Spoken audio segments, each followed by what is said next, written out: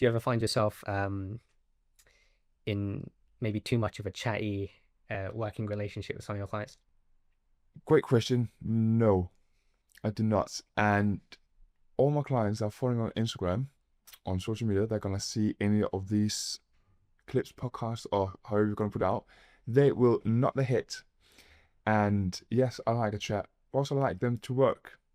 And I know some of them, they laugh a little bit more at my jokes than they need to, just to get a little bit longer rest.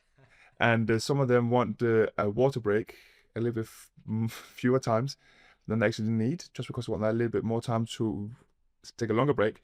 Don't think I'm not pushing them too far. It's just because of they want a little bit more time, and I'm happy to give them the time, and they don't need to say, "Oh, can I get a water break to get longer?" But it's just quite funny sometimes how you know what we're chatting. I get them to work hard, but then at the time they need to recover in between the sets, we're chatting some more.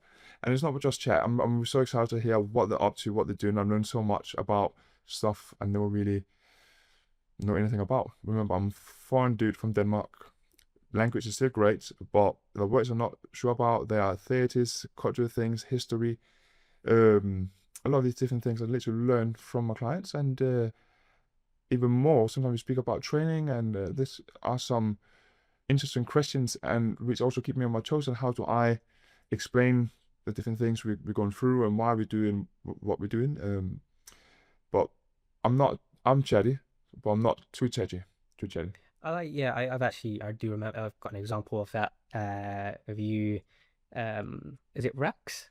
Rash. Rash, yeah, the training Rash in the gym, and I'm training at the same time, and I've kind of come over, um, just to say hello or whatever, and then we've ended up in this sort of like three-way conversation, but then turning up into a two-way conversation between me and Rash, and you're just quietly there, just like sneakily increasing his weight, like he's still working out, and then he's just like really invested in this chat with me now, and I think I followed you guys from the leg extension over to the leg press, and you're still there, just like yeah, cool, like we're gonna do 10 now, right? That's 2 minutes, and then whilst he's distracted talking to me, and then he's looked at it, he's like, "How you cheeky? You've just increased the weight, haven't you?" And then like we're having this like little banter thing going on, but throughout the entire 10 minutes or whatever that was, he did at least 4 sets, and he was still having to work and push himself. So even though the chat and the banter was going on, the training session was happening at the same time, and you weren't really like relaxing at any point. It was actually a great session, that session. But I should say, it was like he had a proper amount of rest time, and when he was working hard. I actually really wanted to. There's a last success story I want to speak about. It's basically a rash as a social call you out. However, when I started working with him, we were in a we were in a benchmark position where we started from scratch. He came in with an injury around the knee, and that was the first thing I had to deal with, and then build a good foundation for where we want to go afterwards. And just far forward, we've gone from difficult to do, let's say, a bench press just for the bar to stabilize it, and the bar was all over the place, to now we are doing 40 and 50 kilo bench press. But a year and a half ago, the bar, reference a 20 kilo bar, it was very unstable, hard to actually get 8 reps out. Where now he's doing 50 kilo on 4 reps, where much more stable, he actually pushing through, and just the consistency is what is given there. But initially, we trained once a week. I asked him to go and train by himself. I was also saying I'm happy to provide the programs you can go and do, but he said, no, it's fine.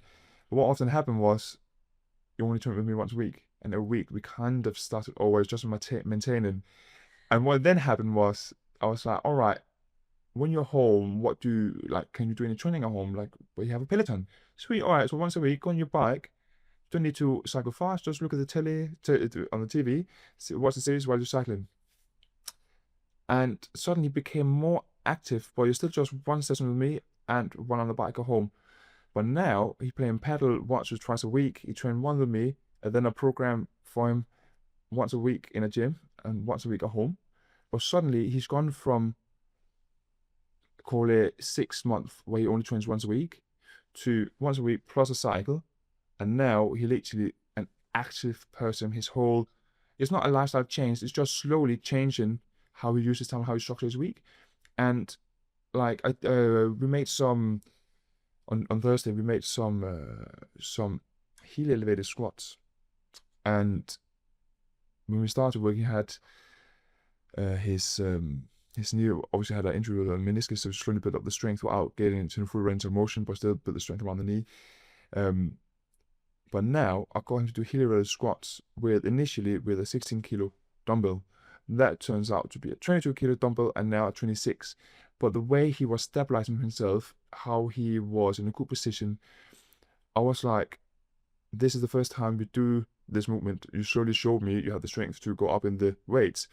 But actually, I would like to go heavier because he showed me he had the strength to do it.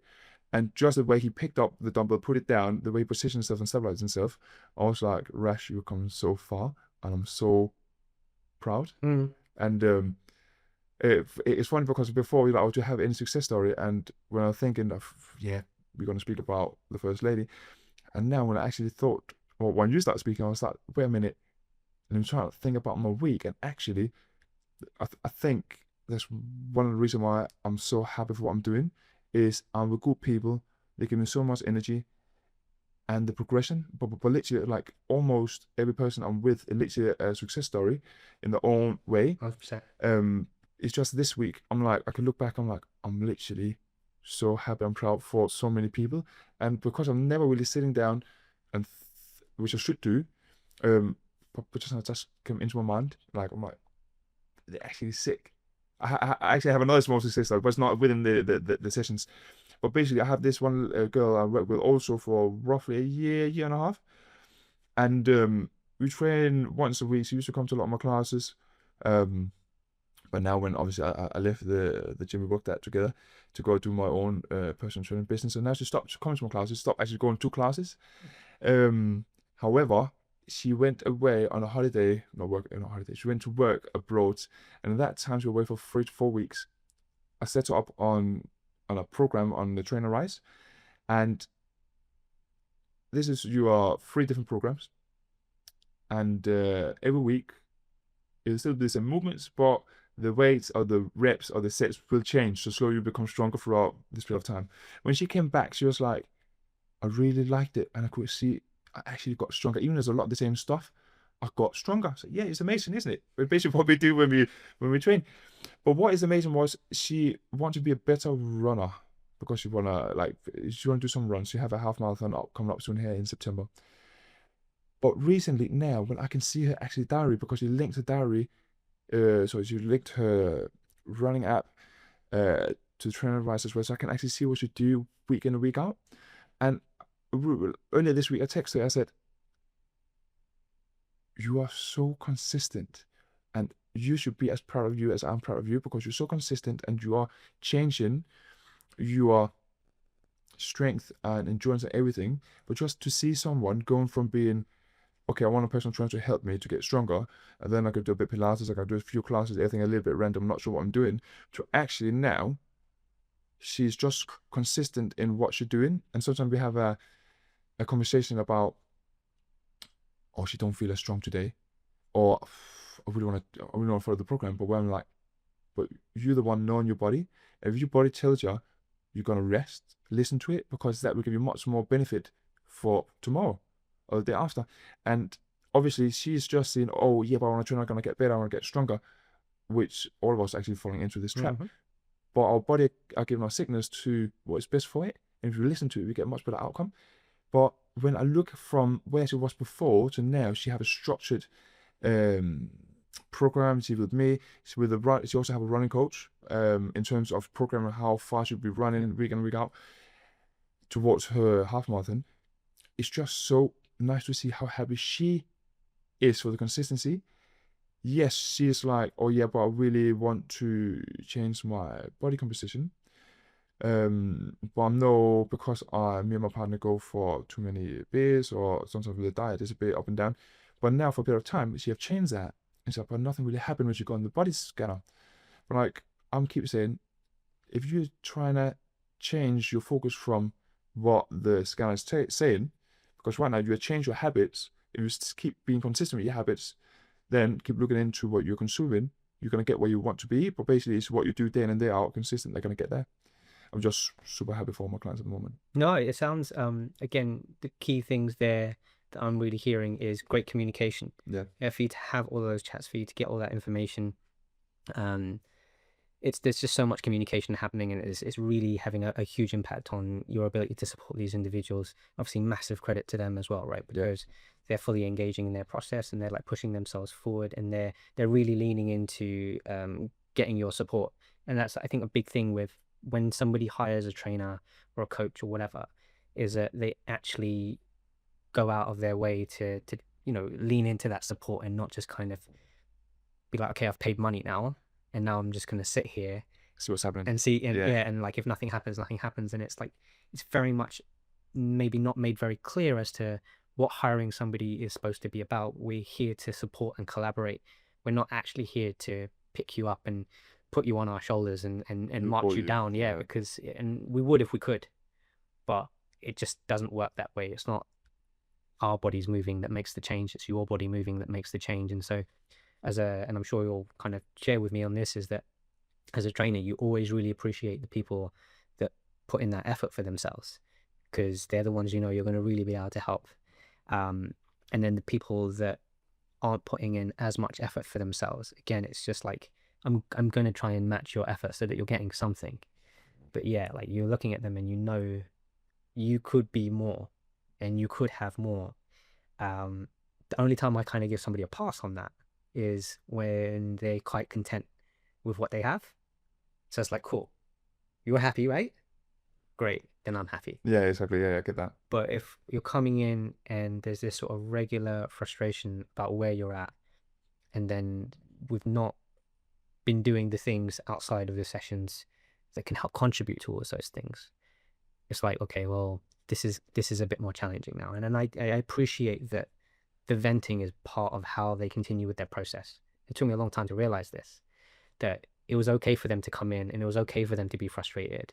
The bit I needed to be paying attention to is that they turned up to then be frustrated, to then vent at me, because it's when and that's still communication. 100%. So I'll take it. Great. It means that you're willing to keep going, willing to keep trying, and you're just upset about some things. So that's fine. When somebody doesn't talk at all right, if someone does a session, we both use the same app to manage our clients, which is called Trainerize. So if somebody does the session on Trainerize, I'm like, great, I'll then go take a look at the session, and I message them, and I was like, okay, how did those squats go? How did that go? Maybe I want a video of the thing or whatever. Again, if I go back to who I was talking about before, who had the meniscus tear, he's given me all of his feedback. He's probably filmed it. He's going to send me a video, whatever. I might message somebody else. Yeah, all good, thanks, mate. Done. Yeah, 100%.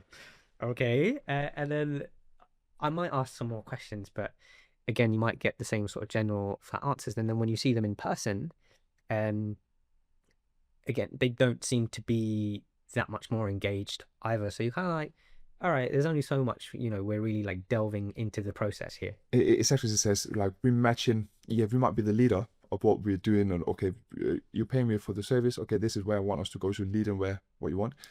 But if the client gives you this amount of energy, you're not going to keep double or triple that energy, because suddenly you're like, okay, that is not really what you want. So I'm going to match what you're doing, even I want to lead where you want to go. So 100% agree with you. Yeah, sometimes anyone who's being consistent, Yeah, generally you can just assume things are going okay. There'll be like a moment where they're going on holiday or they're getting married or whatever. Suddenly, like, okay, I want to pick things up. And then the rest of the time, they're generally kind of content with like, yeah, okay, I want to maintain at this general level, and I want to maintain at this level of support. And being able to identify that also helps you to manage your own expectations. Yeah. And then you pivot when they're ready to pivot.